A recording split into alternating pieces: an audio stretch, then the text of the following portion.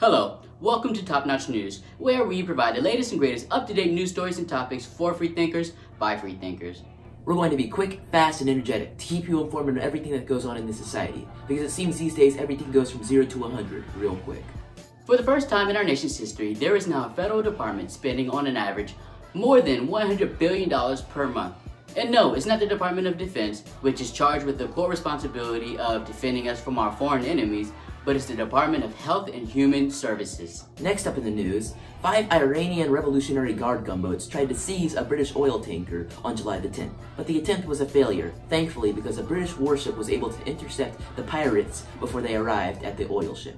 Nearly 150 passengers of Delta Flight 1425 were headed from Atlanta to Baltimore on Monday, when one of the aircraft's engines had a problem causing the cabin to fill with smoke and the seatbelt signs to start flickering on and off.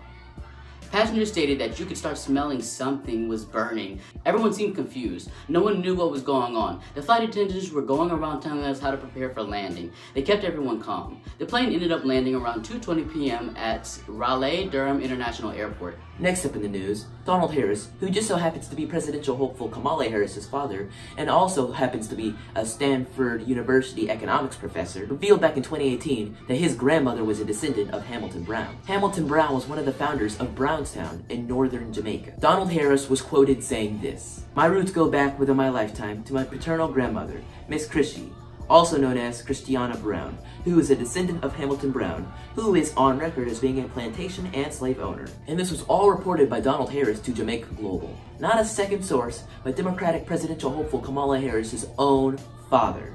In fact, a research archive of Jamaican records goes on to show that Hamilton Brown owned many scores of slaves, including those that he imported from Africa, and even some Creole slaves. That's gonna do it for Top Notch News today. I'll catch you next time, freethinkers. Don't forget to spread the rise of intelligence.